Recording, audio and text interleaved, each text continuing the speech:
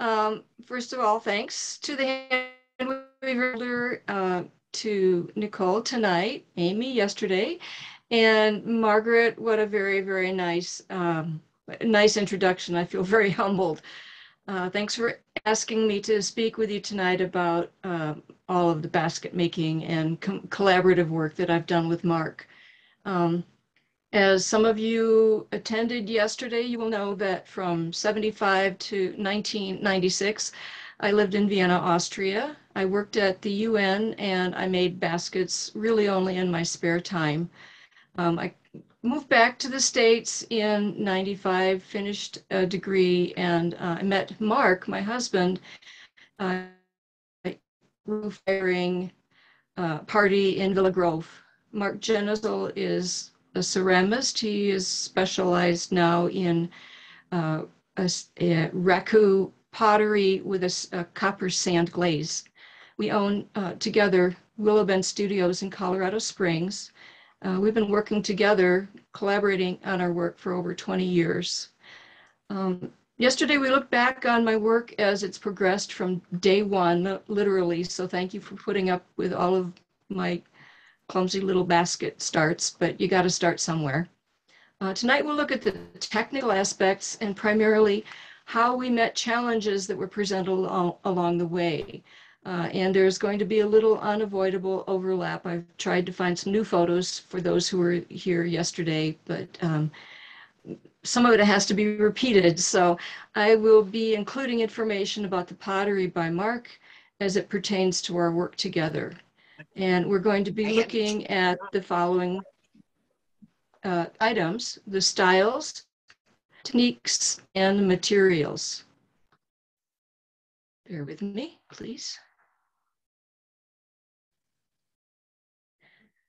So the materials that I used to do, or the things that I used to, the styles I used to do in the old days were more traditional. They were more functional, things that you could use around the house, things that were always welcome by your friends. They always like to appreciate or like to receive useful thing. And now we're doing more sculptural, decorative work. And just for the purpose of understanding between me and Marc, we have kind of three areas that we talk about. One is a tower piece, which is very long and tall. They have been metric shapes in the weavings. I've put in windows to add light to the interior. And I've also been doing some what I call tapestry pieces. The fan pieces are 2 or 3-sided, you'll see in a minute, and that depends entirely on the shape of the pot. And on the Wilsons, we affectionately call Wilsons, they are the shorter pieces. So on the left, you'll see a tall tower piece that has a tapestry weave. In the middle is our little friend Wilson, and on the right is a 3-sided fan piece. The techniques I'm using for these are twining exclusively, right-handed and left-handed. I will occasionally, or at least in the past, have used multiple weavers, 3-rod or 4-rod wale. And you will also see spirals in the earlier pieces that are collaborative work with Marc's raku, and a couple of double wall pieces. I've been one period of when I was just working on my own, I was painting the pieces. I've actually come back to that again, and I am using metallic paint, acrylic paint, over the dyed reed, or the dyed reed and the dyed seagrass. The dye materials I use are primarily commercial. I still have some of the really, really old basketry materials from, oh gosh, 30, 40 years ago that I'm using, in addition to some RIT. The other techniques that you may be familiar with are wrapping, my version of stitching, and we use a lot of metal in our work, which is kind of started when Marc started lining the pottery with metal leaf. So we're heat treating, patinating, embossing, corrugating, folding, and plying of wire, not of fiber. Materials I've been using are primarily reed or rattan. I will use that as the spoke in this case.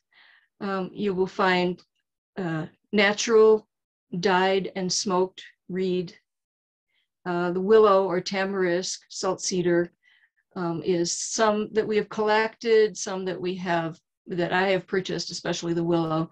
The tamarisk grows wild, and it's a beautiful, beautiful plant. We will harvest willow and tamarisk when the leaves are down in the winter, when the sap is down, as they say.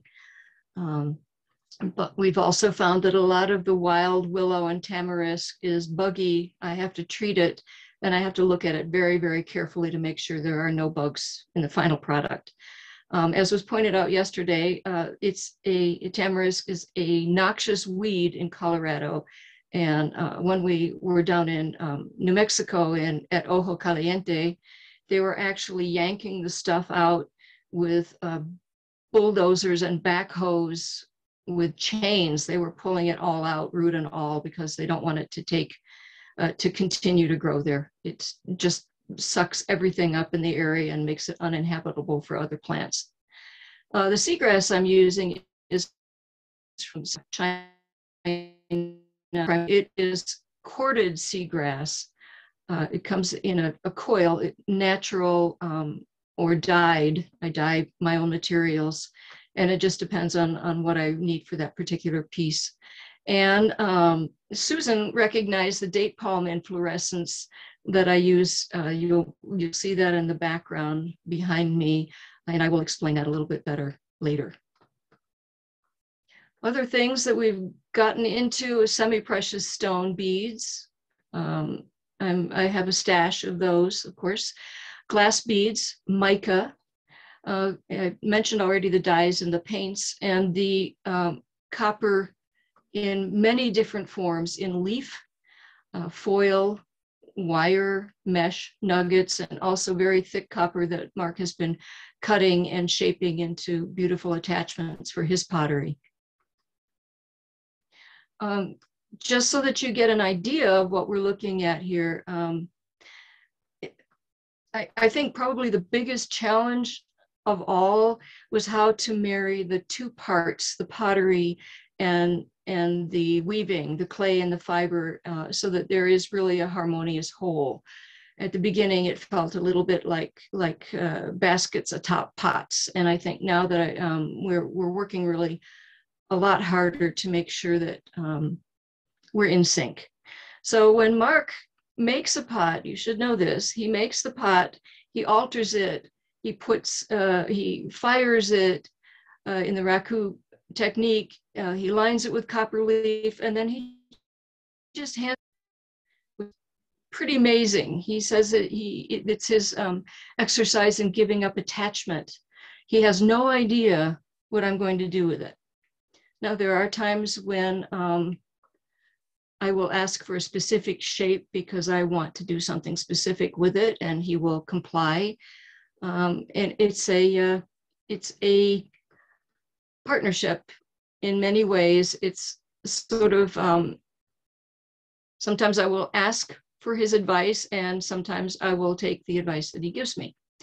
Anyway, this piece is 36 inches high. It is at the Pikes Peak Hospice here in Colorado Springs. Another example of a tapestry piece on willow. This one's called Jester. It's 33 inches high.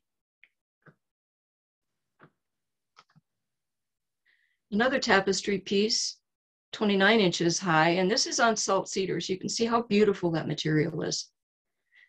You'll also note that usually people weave with willow. I don't. I use it as spokes.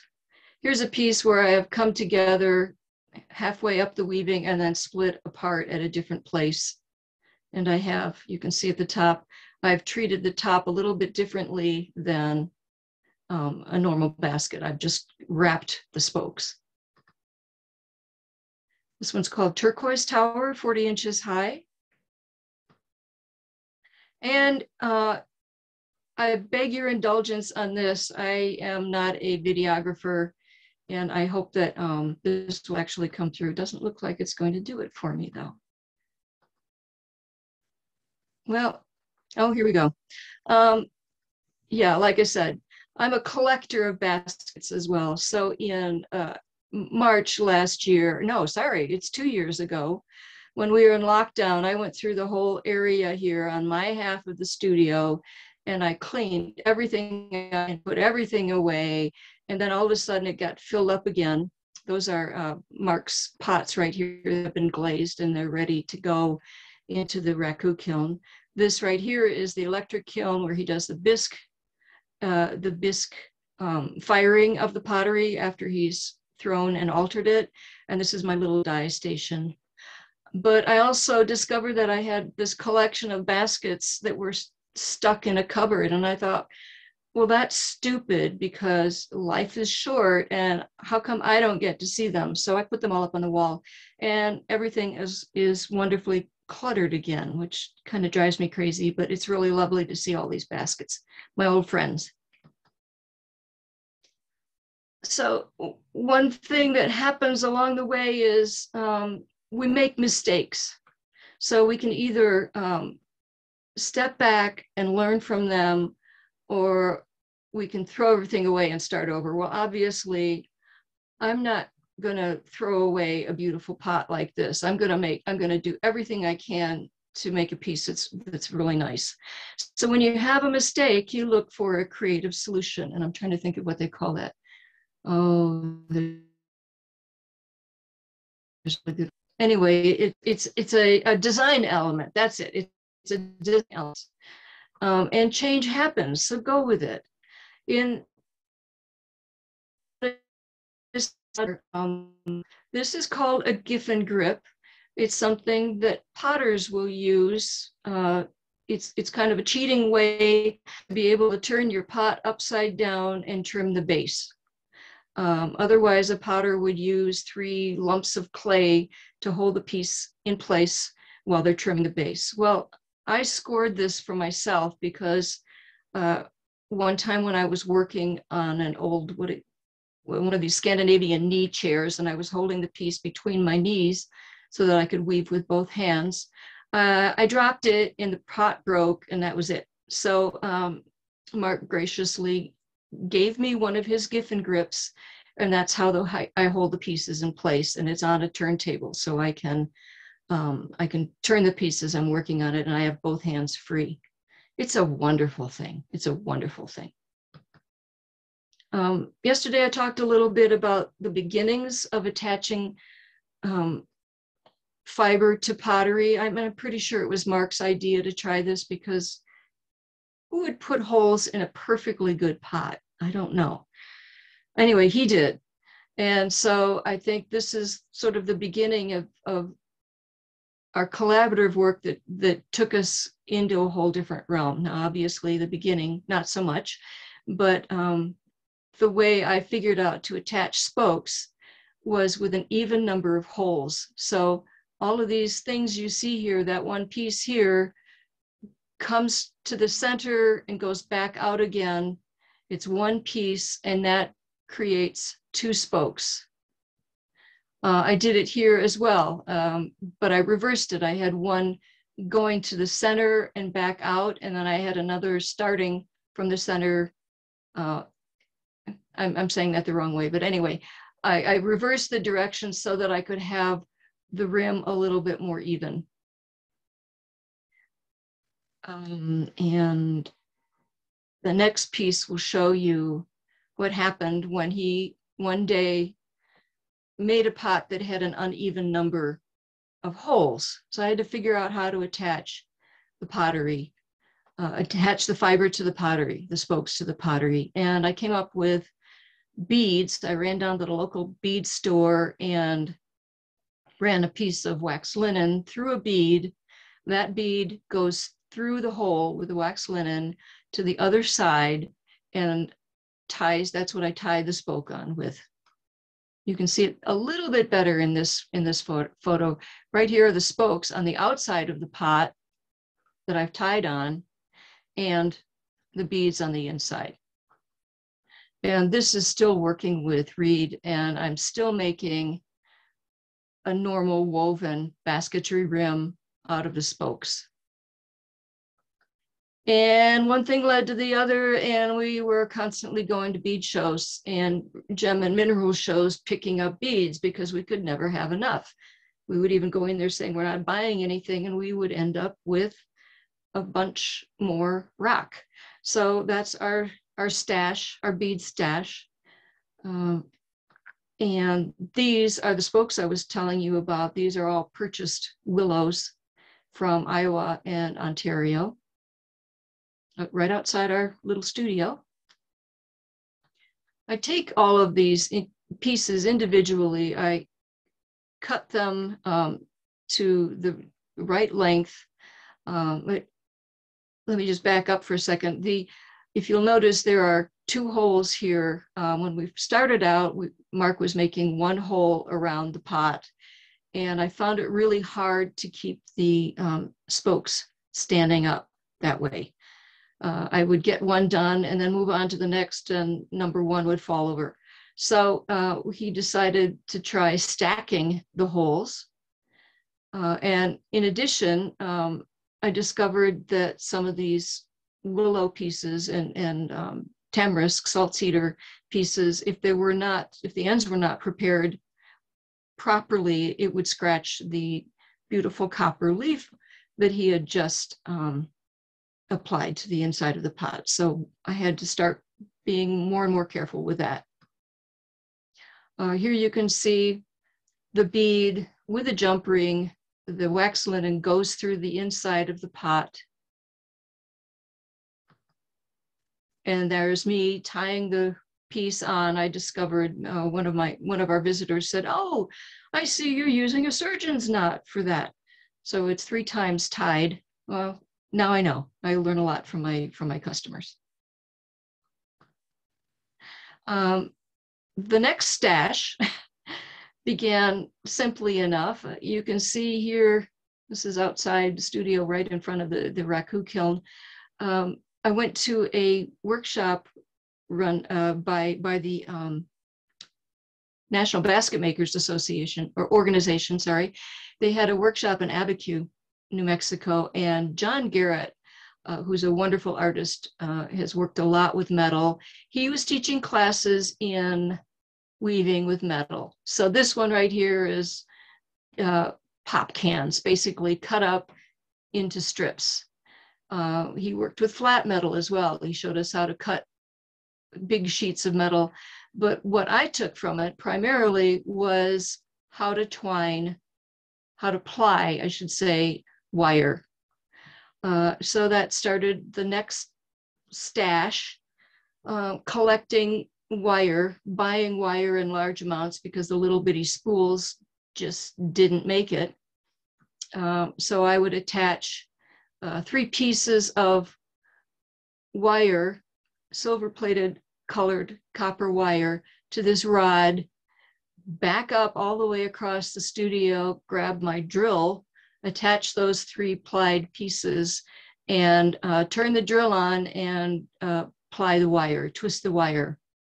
Once that comes off in a very long strand, I would turn it again over a brass rod to make the jump rings, and I'll show you what I'm using that for. But I noticed yesterday, or after yesterday's talk, that there are 2 things in the background here that I'd forgotten were there. This one here is a basket that I bought while I was at the Basket Festival in Lichtenfels, Germany. It's quite a large basket. It's made to be a backpack, but I'm absolutely in love with it. Unfortunately, right now it holds all of my towels and sheets and whatever. And this piece here is a little bit hard to see, but that was left behind. I bought it because we had a Colorado Basket Makers Guild workshop with a Latvian by the name of Andris Lapins. And that was one of the tools that he uses to make his beautiful willow skein baskets. And I could not imagine him lugging that huge piece of wood back to Latvia. I have yet to use it, but that was just one thing I noticed yesterday. Now you can see the jump rings that I made. In this case right here, I selected jump rings that were that matched the color of the bead. And I'm always looking for ways to change it up. So in this case, I'm using beads or jump rings that contrast a little bit with the pot and the bead. This is garnet. And this piece is called Garnet Line. It has a line of beads going right up the middle and around the sides. I had to, once Marc started lining the pots, I had to figure out how to let more light in. So when I was still working with reed and working in the round, I made windows. Let me just see if I can kind of zoom in on this one a little bit. This piece in particular has some worked metal on it that I will talk to you about later.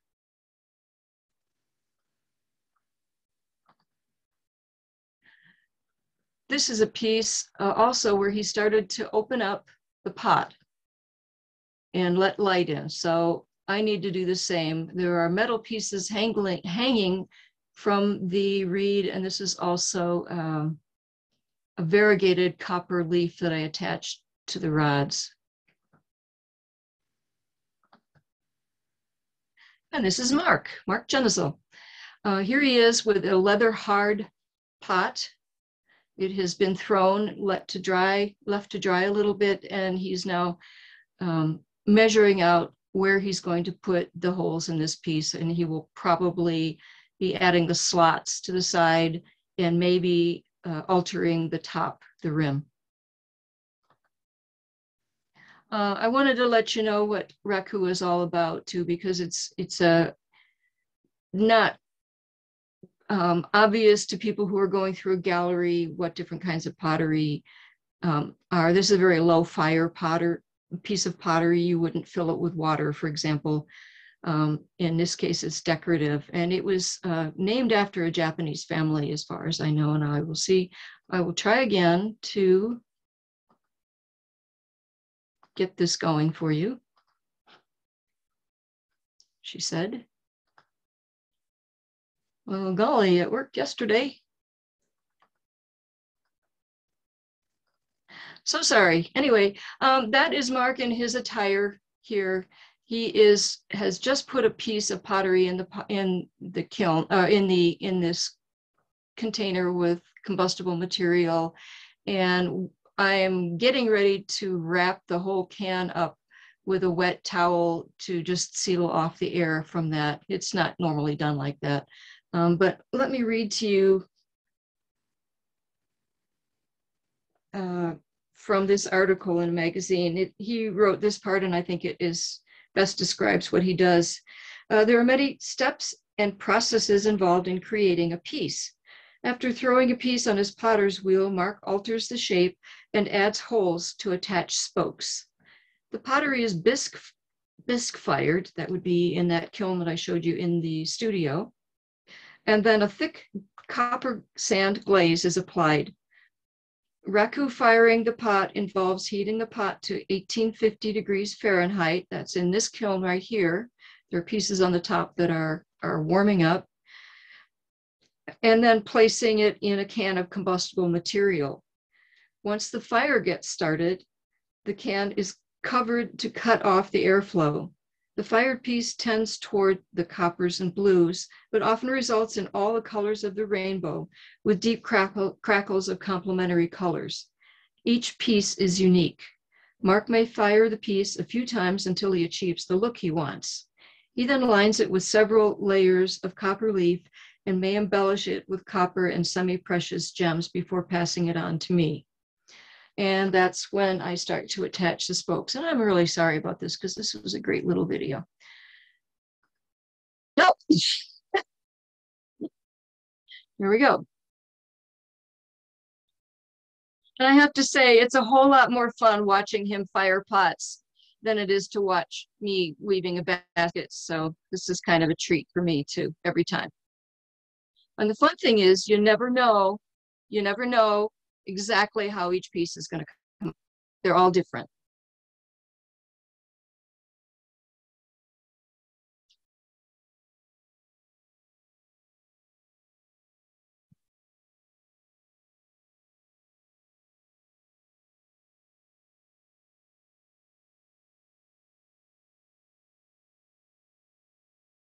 As I said, we don't really always cover the pot or the containers like this, but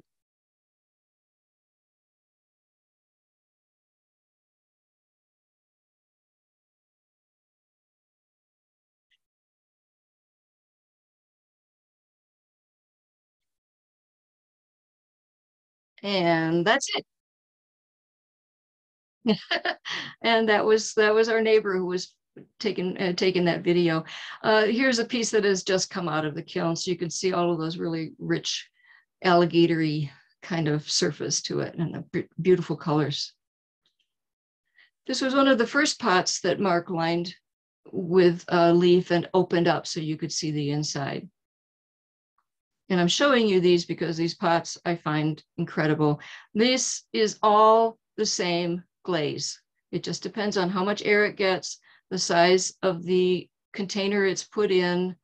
It doesn't have so much to do with the time that it's in there, but I got a silly answer from somebody when I was at Uva Papa at the raku firing weekend when I tried to figure out what the heck they were doing.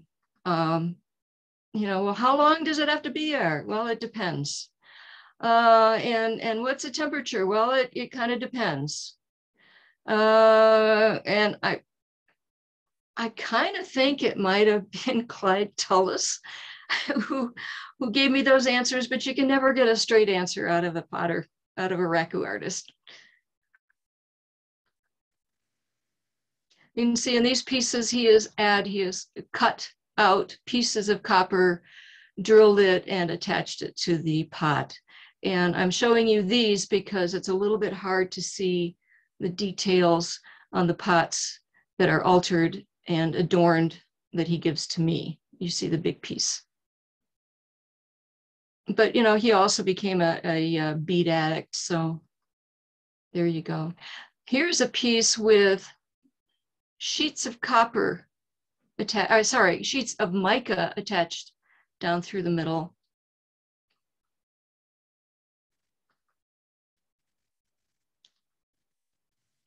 And of course, since he started making all of these pieces with slots in them, I had a problem.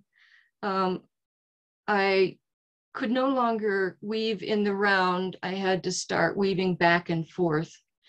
And I discovered from a workshop with Judy Dominic how wonderful it was to work with seagrass. It's really forgiving, it's very soft, and I can do a lot with it. I can manipulate it a lot better than reed.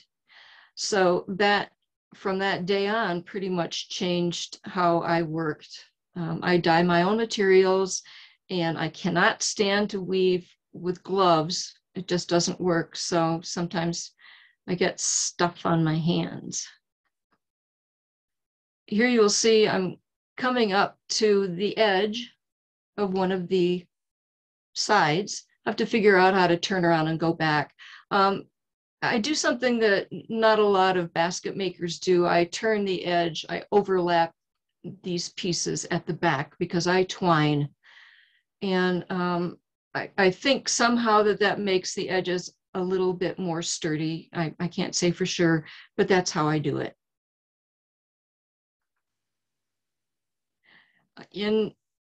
I think I mentioned yesterday and this evening actually also, that I'm shaping seagrass, and I'm trying to complement the shape of the pot with my weaving.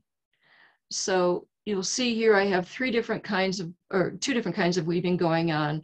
This almost looks knitted, and I'll show you a detail in a minute, but this is twining and reverse twining. And then all of this up here is the stitches all go in the same direction, even though I am weaving left-handed and right-handed. So at the bottom, I go in one direction with weaving with my right hand, over, behind, over, behind. And then I turn around and do the same thing over and behind with my left hand. And that I just kind of reminds me a little bit of knitting. At the top, however, this whole part all the way up is all woven with the stitches going in the same direction.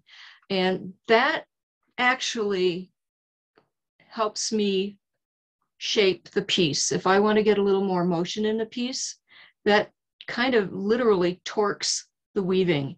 If I wanted to make it straight, I would really have a hard time doing that. The previous, go back one, this helps me keep the spokes straight. There's no torquing, there's no change. Whereas this helps me torque the shape. I actually put myself into it and push it a little bit harder so that it makes more of a curve. And at the top, since I mentioned before that most times the spokes are actually used to make the rim, and the rim is what makes the whole basket sturdy. These are not woven, so I had to find a way of securing the last rows of weaving since I wasn't making a rim out of the spokes. And right here I am stitching the pieces on with wire. I go down, two, three rows, go through, come back up and wrap around the spoke. The spoke is the dark brown piece here that you see. That's a smoked rattan or reed. And this is date palm inflorescence. We'll talk about that I add after the piece is woven. Here is another way of dealing with the last row of weaving. I've gone up, all the way up, wrapped all the way up through the piece, and then at the very top, I've coiled around the spokes or wrapped around the spokes. Another good example of that. And this is the date palm inflorescence of which I spoke earlier. This grows in a date palm tree. This particular piece here was from Arizona, Phoenix area. It's usually the stuff that the landscapers cut out of the trees and throw away, and I'm the one who goes and picks it up. Those pieces are cut off, and then I soak them. Now, these pieces here in the middle are from Southern California, from an organic date farm. They're the very tip of the stalk that gets cut out of the plant before the plant is pollinated and covered up for the dates to grow. I cut all of those off, I soak them, and then I wrap them and shape them however I want for a particular piece. And here I am enmeshed with my work. It's difficult. I actually have to kind of crawl up inside the piece when I shape and cut each individual piece for the piece I'm working on. And I'm inserting them, but I got stuck. So at that point, I decided it was time to grow out my bangs, and I grew my hair out. And then I grew it out through COVID, and then it looked horrible, and I cut it again. So here you go. This is a piece called Bangs. I really love this piece. I think it's really sweet. And I did a few of those. You can see we had not yet gotten to the point of adding the little jump rings between the bead and the pot. This works really, really well in dry climates, not so much in really humid coastal towns. So I ended up having to cut those off, and this piece is called Bedhead. We took it down to a show in Palm Beach, and one of our visitors said, it looks just like Wilson from the Tom Hanks movie Castaway, and I can't look at them anymore and see anything but Wilson. So that's our Wilson. Started decorating them a little bit more, adding corals and shells and glass beads and semi-precious stone beads, a little bit chunkier than the round beads.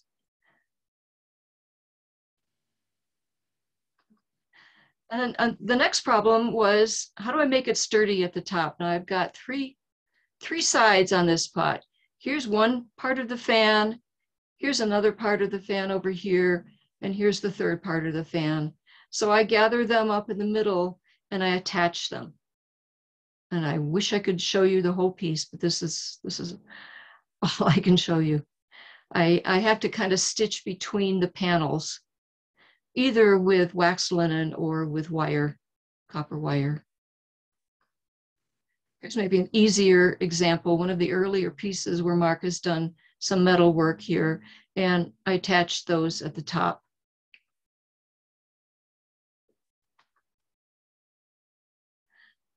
Started adding metal for color. In addition to the dyed seagrass, I found that I could take leaves, put them on the heat-treated copper foil, run them through a rolling mill, and then cut them out. And these are little bitty scrub oak leaves.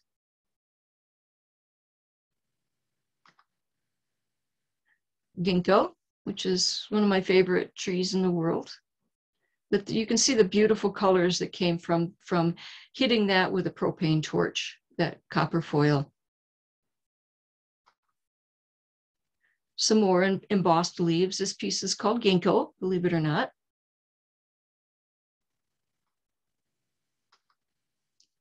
Some more embossed scrub oak leaves.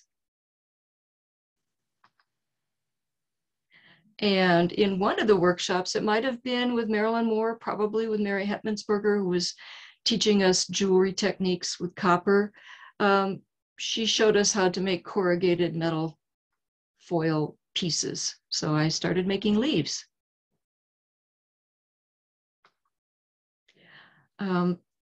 This one actually I made with feathers from Michael's or Hobby Lobby or something like that. I embossed feathers into these pieces.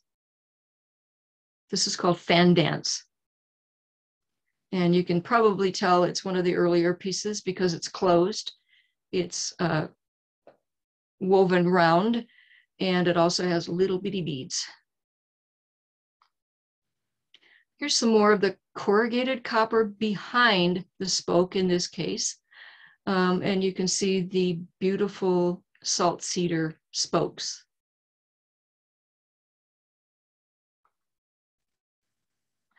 Working with copper mesh became a thing for me at a Marilyn Moore workshop. As I mentioned, I also learned some metal techniques with Mary Hetmansberger at Colorado Basket Weavers Guild workshops and Intermountain Weavers Conference workshop in Durango. She did a couple of sessions on jewelry making, and I kind of followed her from one to the other, and it was a lot of fun. This is a candle holder seen from the top. And this is how I color, heat treat the copper mesh. There's my little studio dog who's no longer with us, Babu. I take a big sheet, roll it out. These are kiln bricks here that absorb the heat. And I take the propane torch to it and hit it with heat. And the reason I'm using this copper mesh is it's another attempt to let more light into the basket. So if I make windows, sometimes I will leave them open like I did with those pieces with the leaves in front. So I just leave an area unwoven and attach something to it just for some decoration, but it still lets more light in. And here you can see with a copper mesh, I measure each of these pieces out. I hem them with a special foldy thingy, which is the technical term, I think. I hem all of the copper mesh so that there are no loose ends on it. And here's a piece I wanted to show you. This is actually native copper, probably collected by my family in the probably 50s, 60s, early 60s in Upper Michigan. This is something that Marc started to attach to the pots when he was starting that work of embellishing his pots. And then he discovered that if he took the scraps from all of those things, the mesh, the cutouts from the embossed leaves, he could melt them down into nuggets. In fact, he would melt it down onto a piece of oak, which took on a kind of a squarish shape. And then he would apply a patina to it and kind of just hit the high spots and come out with something that looked like copper nuggets. So he's attached that here. I've attached it to the weaving to one of the windows, and I also scored some jewelry out of it. Here's my collection of sort of rough, tumbled beads, all different kinds. I'm getting ready to do a tapestry piece with this. And so I want something that has a little more texture than just the rounded beads. And I'm looking for something that will complement the pottery. So here are a couple of close-up shots of tapestry pieces. You can see how I have attached the mesh to the spokes. Just wrap around and hold it on that way. That was also a challenge because initially I started attaching all of the mesh individually with little pieces of copper, and it was really A, not fun, and B, not pretty. So this adds a little bit more color. Here's a finished piece. Let me see if I can zoom in on this. Look at these beautiful colors. This is druzy along here. It's also heat treated, I believe. This piece is called Titan. It is 52 inches high, 11 inches in diameter. I have woven this on willow, a dark green willow. It has dyed a natural seagrass, silver-plated colored copper wire, copper mesh, unakite, titanium, and jasper. This piece is called Niagara. It is 38 inches high, 10 inches in diameter. It is silver-plated colored copper wire, copper mesh, lapis lazuli, and sodalite. So the really sad thing that no GIF and grip can help me with, and that is that if I have a piece that breaks after I've already done my weaving, what do I do with it? Well, in this case, I made a triptych out of it. So not all is lost. It was one of those challenges that we have to deal with. And that, ladies and gentlemen, is the end of my show. I want to thank you for watching. And one thing I want to remind you is that mistakes are going to happen. Change happens, so look for some kind of a creative solution. Look at your work from a different perspective. Stand up, move away, turn it around, look at it from above. In the last resort, as a last resort, I have been known to take pieces apart because I really, really don't want to waste that beautiful pottery. And I've started over. So thank you very much. And I will just show this one more time. If you would like to get in touch with me, I'm at info@clayandfiber.com. Please visit our website, clayandfiber.com, to take a look at our portfolio. It's not a for sale site. It has information on our backgrounds, our artist statements, the galleries that we're with, And there you go. See if I can stop the share. Here we go. And we're back. So now I'm looking for Nicole. Thank you. Hi. Thank you so much, Anybody? Karen. There we are. Hi, Nicole. Hello. Thank you so much. I Thank you. want to open everything up to questions if you're available, Karen. Absolutely. Does anyone have a question on technique or inspiration? Behind me. Feel free to raise your hand. No questions? By the way, between yesterday and today, we got an extension cord for the camera. So if anybody wants to see any of the pieces closer up that are behind me, I can try to wander around. So it's only if you would like to see.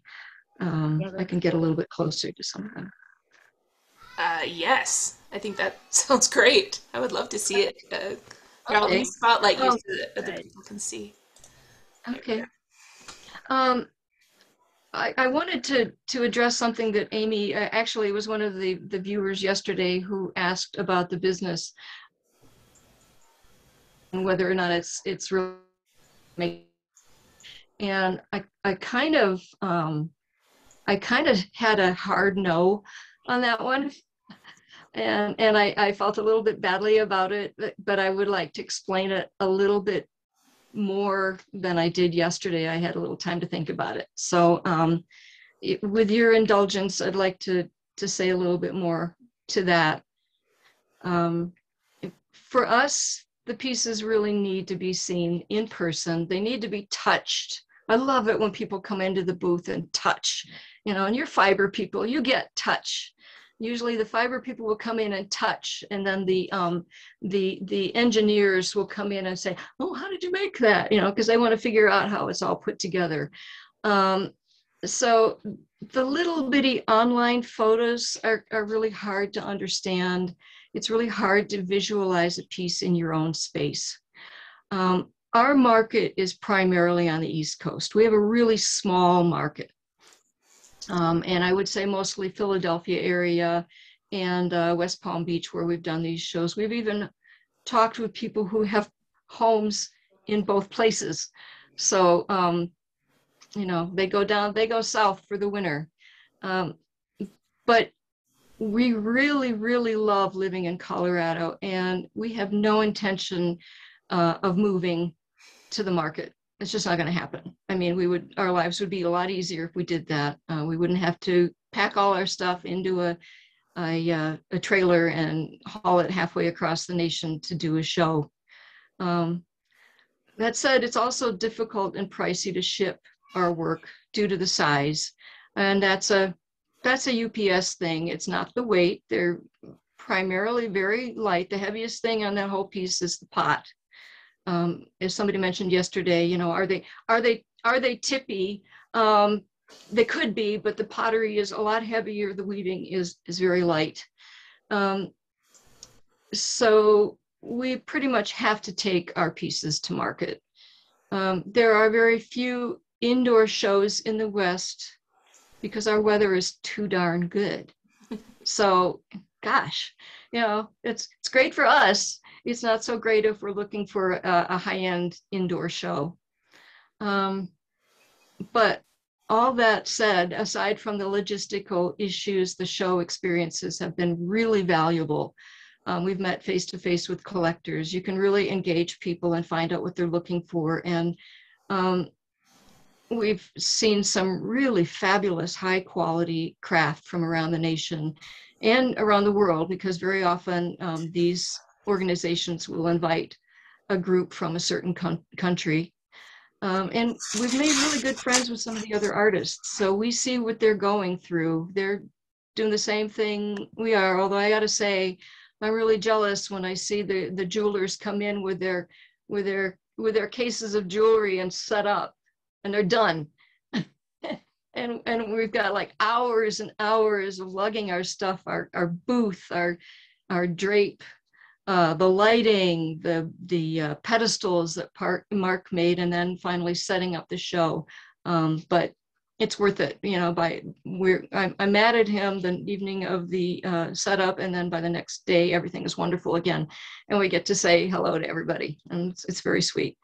Also, yesterday I said that successful basket makers do three things: they make, they write about what they make, and they invite other people to show, and they teach. I have to say, if I were to give anybody advice, keep making, keep getting better, keep learning from other people, and finish your work. One of the Guild presentations that really stuck with me, and I don't know if it was Rocky Mountain Weavers Guild or if it was in Boulder, was by a fiber artist who said, I'm really careful about finishing my work. I turn it over, I look, are there any spare threads sticking out? Is it really finished? I think that's really important. You know, you have to have a good presentation. Then you need to put it out there. Enter exhibitions, enter fairs. Again, you know, you may be able to do more outdoor fairs in Colorado with what you're doing than what we can, because our pieces are like sails. They could get knocked off in the wind. That's the way it is. If you're looking for a gallery, find one that actually appreciates and respects what you do.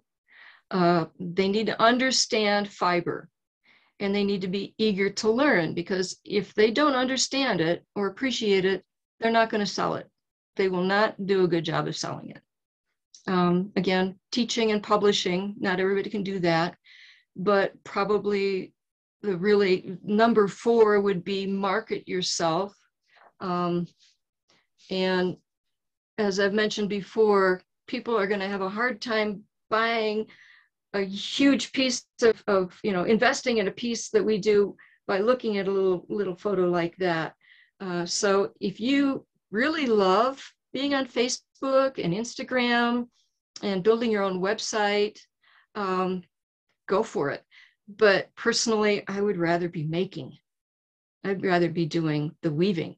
So, you know, you kind of have to have a website. We were lucky. We found somebody who could do it for us. I have no patience for Facebook and Instagram. I found out one day that we actually have an account. I'd forgotten it. So obviously, I'm not the one to talk to about marketing. Like I said, I would rather, instead of dealing with that, I would really rather be making. So if you're lucky, you've got some friend who can come along and say, hey, you know, this, you need to do this. We're lucky in that we set up our own photo studio, and Marc makes wonderful, wonderful photographs. Those are all of those photos were by Marc. So there you go. And I guess I'm not seeing any questions either, so. Oh, I think, Amy, did you have a question? Oh, you're on mute. I really enjoyed tonight in the presentation that you showed us up close how you incorporate semi-precious stones and the metal work. And Mary Hetzmanberger came to Handweavers Guild of Boulder, maybe 2018. I think that's when she came. And it was an amazing workshop and presentation. And I still have my husband was so excited because he said, you get to use my plumber's torch. That's so exciting. But you've really inspired me to think about how to incorporate so many different media that are so exciting. And you've done it so masterfully, and I appreciate you sharing that with us. Thank you. It was very inspiring, and I loved those close-ups you showed tonight. So thank you. Thank you very much. Thank you. And I'm really sorry I missed Mary, because she's a treasure. She's just really fun to work with. Really lovely person. So, buy her books. A lot of good ideas. Yeah, I appreciated the close-ups too. The thought of how how you did all that intricate work. I just like thinking about your attention to detail, and it's just beautiful. It's elegant. So, Thank you. yeah. Does anyone else have a question for Karen? Anyone? Well, I'd have to say that I agree with all of that and more. Yeah. And I hope I get to come through. After yesterday, I went to look on your website because my son and his wife have a new townhouse. They're both wildlife zookeeper, photographer types, but they have this one niche up high away from their kitty, because you said these are not good for kitties, and they don't know what to put there. And I keep thinking, oh, one of these tall, beautiful things would be so perfect. So I have to save pennies. I'll send them to come to Colorado Springs and look at, you have a gallery there, right? And one in Golden.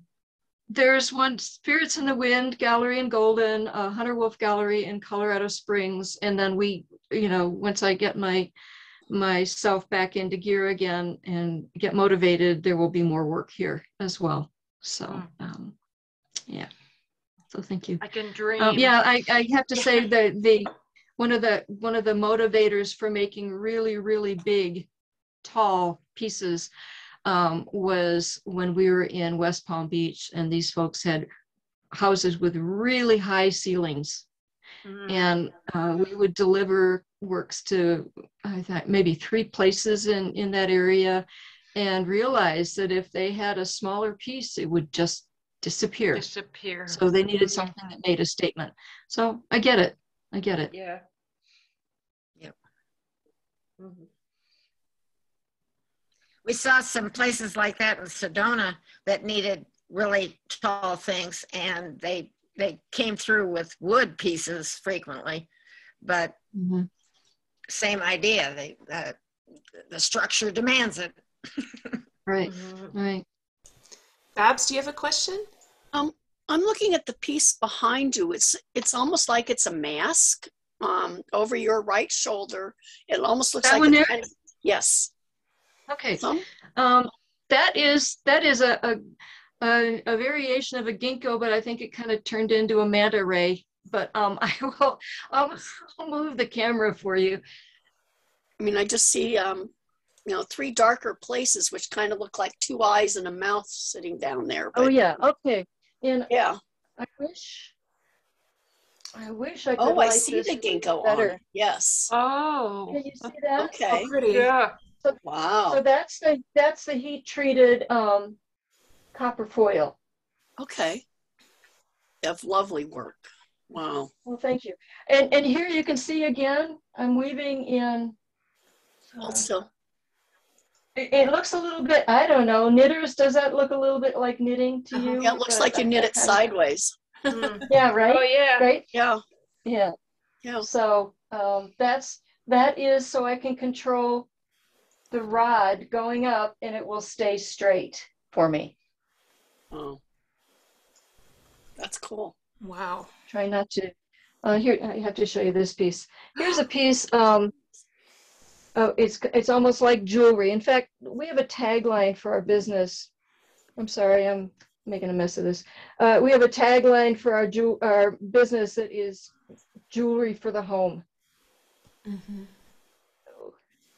It's a nice and idea. this is one of the first pieces that we did, the collaborative piece. It's a cute little piece.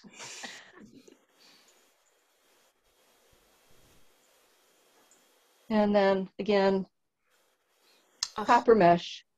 That one. I I love the greens. And this one, it's really difficult to see, but this is an example of seagrass that I went back over with metallic acrylic paint and painted, just to give it a little bit more sparkle. It's beautiful. Anyway, that's it. Thank you very much. Thinking Right, outside bear with the me. box. Look away for a second here. Well, do we have any other questions? Just a quick one. The date palm something fluorescence, is that is that sturdy, or will those little seed thingies fall off at some point? So when I soak it, and if there are still little seeds on it, when I take it out of the water and shake it really hard, any of the seeds that that are going to come off then. And I have been known to go back over these pieces when they're dry and glue them on individually. Oh, okay. Wow. Yeah. So it kind of depends on the piece. And sometimes I will just go through and strip them all off. But I really love the texture that they create. So. Well, Karen, Becky has a few questions. Her first question is, how do you choose your color schemes? Oh, entirely based on the colors of the pot. Okay. So I have to say my palette is kind of limited, except for the tapestry pieces where I can add a few different colors in. But I will look at the pot and see what colors are coming out of it and go from there. I will select the beads accordingly. I'll select the little jump rings accordingly, even the color of the willow, because willow comes in lots of different colors, and the shape. So that is primarily what I'm looking for. I start with a pot. I see there was another question down here somewhere. Yeah, she's also asking, how do you keep copper from tarnishing? Spray it. You seal it. Yeah.